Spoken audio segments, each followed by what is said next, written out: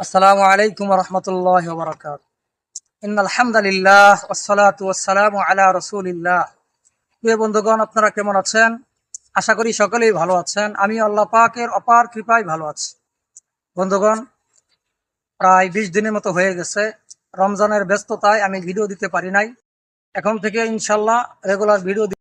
আজকে একটি গাছের ফুল নিয়ে কথা বলবো। কিছুদিন পূর্বে বসন্তের সময়ে আপনারা দেখেছেন আমাদের গ্রাম বাংলার আশেপাশে একটি ফুল গাছ, পলাশ ফুল গাছ।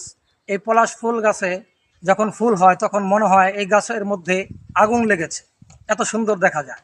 প্রকৃতির সৌন্দর্য বৃদ্ধি করে না, এর আছে অত্যন্ত ঔষধি গুণ।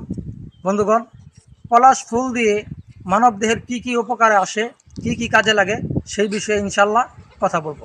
বন্ধুগণ, এই পলাশ ফুল শুধু প্রকৃতির সৌন্দর্য বৃদ্ধি করে না, এর মাঝে আছে অত্যন্ত ঔষধি গুণ। বন্ধুগণ, এই পলাশ ফুল কিন্তু সব ঝরে পড়ে যায়। তখন আমরা কি করব? এই ফুলগুলি উঠাবো, উঠাইয়া সুন্দর করে পরিষ্কার করে রোদ্রে শুকাবো। শুকাইয়া এই পলাশ ফুলকে পাউডার বানাবো।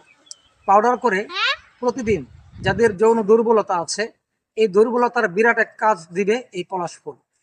প্রতিদিন রাতে হাফ চামচ পলাশ ফুলের পাউডার হাফ গ্লাস পানির সাথে কিছু মিশ্রি গুঁড়া অথবা গুড় দিয়ে মিক্স করে আপনারা খাবেন। আর প্রতিদিন সকালে আরেক বেলা খাবেন। নাস্তার আগেও খেতে পারেন, নাস্তা খাওয়ার পরেও খেতে পারেন।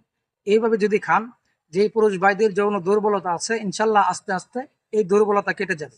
এই পলাশ ফুলের ভিতরে এত গুণ আছে। আবার কিছুদিন পরে ইনশাল্লাহ এই পলাশ ফুল গাছে ফল ধরবে, এরকম লম্বা লম্বা সেই হবে, সিমের মতো আরো চ্যাপ্টা হবে।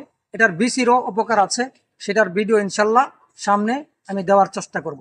প্রিয় বন্ধুগণ, যাদের বাড়ির আশেপাশে পলাশ ফুল গাছ আছে, এই পলাশ ফুল আপনারা সংগ্রহ করবেন। এর পাপড়ি আপনারা শুকাইয়া পাউডার করবেন। এটা পাপড়িটা অত্যন্ত সফট, খুব উপকারী।